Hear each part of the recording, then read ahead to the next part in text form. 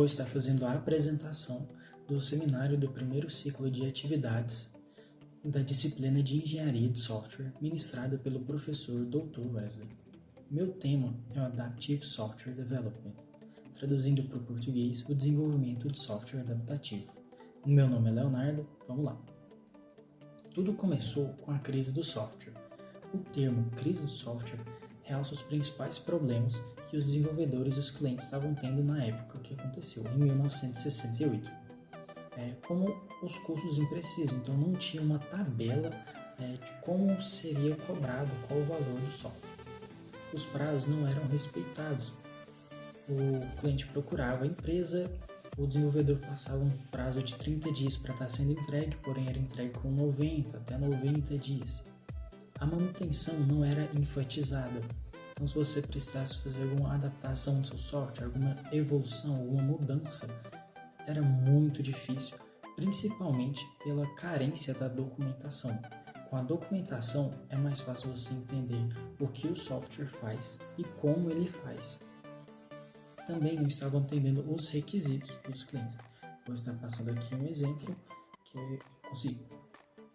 Aqui temos o cliente falando o que ele quer.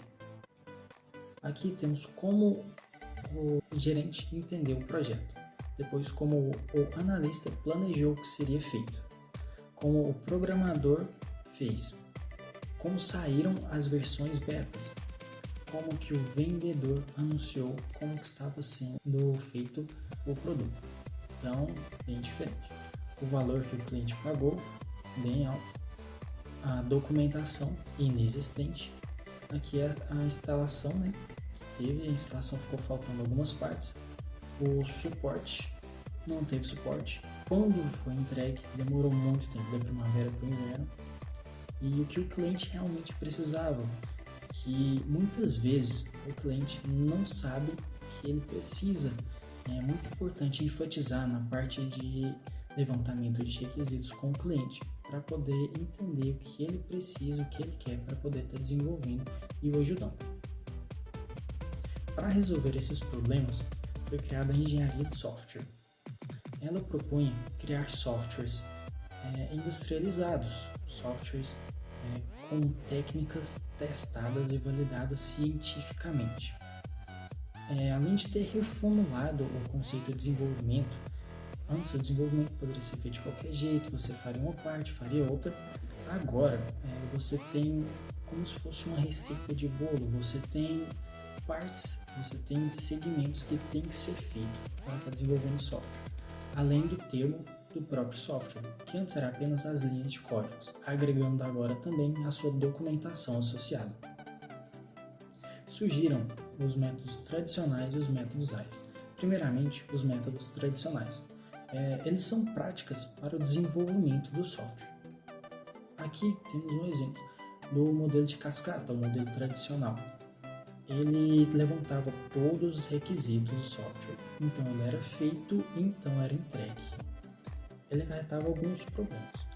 Por exemplo, você está fazendo software, uma equipe terminou sua parte e passou para a equipe seguinte. Essa equipe que já terminou iria ficar esperando até um novo projeto aparecer.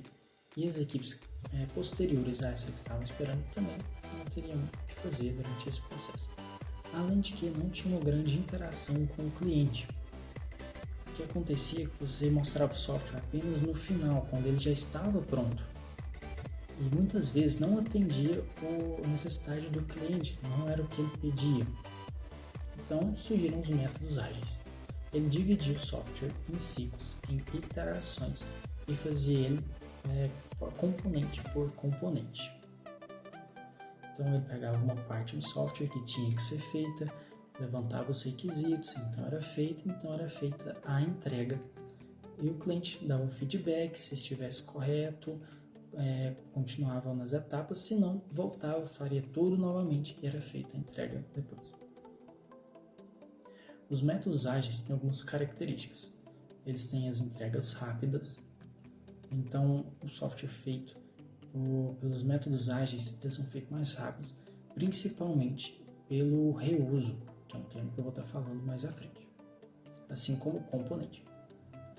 teria mais transparência no software. Então o cliente saberia o que estava sendo desenvolvido desde o começo, porque ele estaria acompanhando cada parte do software. A qualidade final seria maior, porque estariam usando os conceitos da engenharia de software, estariam falando com o cliente mais, a maior interação e diminuindo também os riscos de o software não ser o que o cliente precisa e o que ele quer. Nas reuniões de levantamento de requisito para auxílio, principalmente no desenvolvimento de software adaptativo, é usado a metodologia da JAD, que é Joint Application Development. Ela foi criada em 1970 pela IBM, é um modelo de organização de projetos. Aqui, inicialmente, ela foi feita para ajudar no levantamento de requisitos. É um modelo organizacional das reuniões. Você vai ter diversas dinâmicas, você vai ter recursos visuais, recursos auditivos, vai ter prototipagem, para todo mundo saber o que vai ser desenvolvido. Você também vai estar distribuindo os papéis para os stakeholders. Vai ter o gerente de projeto, vai ter o analista, vai ter o programador, vai ter o próprio cliente que quer o software, vai ter o funcionário que vai estar usando este software e vai ter o mediador. O mediador ele é o responsável pela organização da reunião, fazer com que todos sejam ouvidos, que todo mundo fale o que pensa, o que precisa, para que todos tenham um objetivo em comum no desenvolvimento do software, que é muito importante ter esse objetivo em mente. Então, a programação orientada a componentes está ligada diretamente ao desenvolvimento de software adaptativo, por ser muito usada dentro dela. Eu vou estar lendo aqui a definição de componente, segundo o dicionário, que faz parte de alguma coisa, que pode ser utilizado na composição de, que é uma parcela da constituição de um sistema, as unidades componentes de um sistema linguístico, os funcionários componentes da prefeitura. Então, são partes. Por exemplo, a parte do cadastro do cliente, a parte de venda, a parte de manutenção do cliente. Algo que usa muito na programação orientada a componentes é o reuso. Esse termo foi sugerido por McBride em 1968 em uma reunião dos engenheiros de software da época. Em seu trabalho, inicialmente, ele defendia o uso do reuso de pequenas partes do software. Posteriormente, foram feitos mais trabalhos em cima do que ele descreveu, chegando a reutilizar interfaces gráficas e até os componentes. Então, o que fala a programação orientada a componentes? Ela dizia que o desenvolvimento do software poderia ser feito apenas com a colagem de componentes, mesmo que os componentes fossem feitos por diferentes indústrias da fabricação de software. Por exemplo, teríamos a empresa A e a empresa B. Um componente da empresa A não serviria no meu software, porém o da empresa B, em outro aspecto, serviria melhor.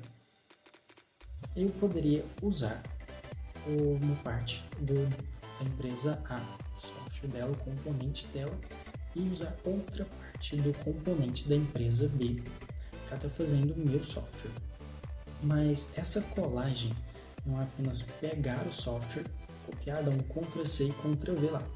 Essa colagem está relacionada a achar a ligação, fazer a interação entre os dois componentes para que o software funcione. Jim Higgsmith foi quem criou esse modelo. Ele nasceu em 1945, ainda vivo, um experiente engenheiro de software. Ele ganhou importantes prêmios durante sua vida, como o Judd Awards. É um prêmio dado para pessoas que contribuíram na engenharia de software. Também ganhou o Prêmio Internacional de Stevens. É um prêmio para quem contribui com a literatura da engenharia de software. Ele escreveu o Adaptive Software Development, foi o autor, publicado no ano de 2000, mostrando como era para ser feita a sua metodologia, como ela seria aplicada. Ele também foi um dos autores do Manifesto Ágil. O Manifesto Ágil foi uma reunião de todos os autores das metodologias ágeis da época, se reuniram e falaram sobre as características das metodologias ágeis a como ela era aplicada às vantagens. Esse modelo ágil, a princípio, foi usado no desenvolvimento de software, porém, posteriormente foi usado em outras áreas, como, por exemplo, no marketing, para dividir um projeto em partes e ir fazendo até chegar numa etapa final. Esse aqui é o Jim, vou estar lendo uma frase dele. Agilidade é a habilidade de adaptar e responder às mudanças. Organização ágil vê mudanças como oportunidades, não como problemas. Então, para o Jim Higgs-Smith, era extremamente importante essa adaptação, que é o quesito principal dessa metodologia que ele escreveu, a adaptação do software, o desenvolvimento do software adaptativo. Para o desenvolvimento ser considerado adaptativo, ele tem algumas características. Ele tem que ter enfoque na missão. Então, todos têm que saber o objetivo do projeto. Tem que saber o objetivo geral e o objetivo específico de cada ciclo que está sendo desenvolvido. Ele é baseado em características. Então, ele é focado em entregar partes mais palpáveis para o cliente. O cliente vai ter um maior contato com o software, vai saber como ele está sendo feito, principalmente pelas iterações. O software tem que ser iterativo, então ele tem que ser dividido em ciclos para estar sendo feito. Tem que ter períodos fechados, ou seja, cada objetivo, cada ciclo tem um tempo para ele ser feito. É extremamente importante que eles cumpram o objetivo dentro do tempo proposto. Tem que ser também dirigido a riscos. Então, a todo momento, a equipe vai estar analisando os riscos do desenvolvimento de software e priorizando os mais críticos. Tem que ser principalmente tolerante a mudanças, que diz que os requisitos do software podem mudar e eles têm que se adaptar às necessidades do cliente, que é o que o próprio Jim Higgs-Smith disse na sua citação, que é o pilar principal da metodologia que ele criou. Essas são as etapas do desenvolvimento de software adaptativo: a especulação, colaboração e aprendizado. A especulação tem esse nome por trabalhar em um ambiente de incerteza, baseado na tentativa. Você vai estar tentando fazer o software. Nessa parte, você vai estar definindo as partes iniciais do projeto. Você vai estar definindo quantos ciclos vão ter o projeto e o tempo para cada um destes ciclos, assim tendo o tempo total do desenvolvimento. A parte da colaboração, como o próprio Jim disse em 1996, em um ambiente imprevisível, pessoas têm a necessidade de se comunicar para serem capazes de lidar com suas incertezas. Então é necessário que haja uma harmonia nesse ambiente, que haja amizade para as pessoas poderem ajudar umas às outras, poderem criticar, mas não de uma maneira malévola, para estar ajudando a outra, uma crítica construtiva de como pode ser feito software. Porque nessa colaboração, as pessoas se comunicando, elas conversando, vão ter muitas informações rolando e elas precisam estar unidas para poder usar de todo o potencial que elas têm. O aprendizado. Ele foca que é necessário ter o conhecimento para estar se fazendo o software. Ele fala que os requisitos mudam durante a etapa e é necessário que o software se adapte para atender às necessidades do cliente, que é o enfoque principal também do desenvolvimento de software adaptativo, atender o cliente, o que ele precisa, o que ele quer. As vantagens são que os resultados vêm mais rápido, usando os meios de reuso, avaliação constante do cliente. Então, a todo momento, o cliente vai ter contato com o software nos ciclos, assim é melhor, ele já vai saber o que está sendo desenvolvido, como vai ficar. E o real status do projeto. Em uma aula que nós tivemos, foi passado o vídeo da empresa Physite. Em um determinado momento, a gerente liga para o programador e pergunta para ele como está o andamento do projeto. Ele fala, porém ele tem uma ideia de como está o software. Porém, a gerente entende de uma maneira diferente. Aqui, Como você já tem definido quantas etapas, quantos ciclos terão o seu software, e você vai saber quantos já estão prontos, você já vai ter uma ideia de como anda o desenvolvimento do software, em qual etapa ele está, qual parte, a porcentagem que ele já está feito. Algumas desvantagens. Todos devem estar comprometidos com o objetivo. Todo mundo, todos os stakeholders têm que estar comprometidos em entregar o software durante o tempo proposto.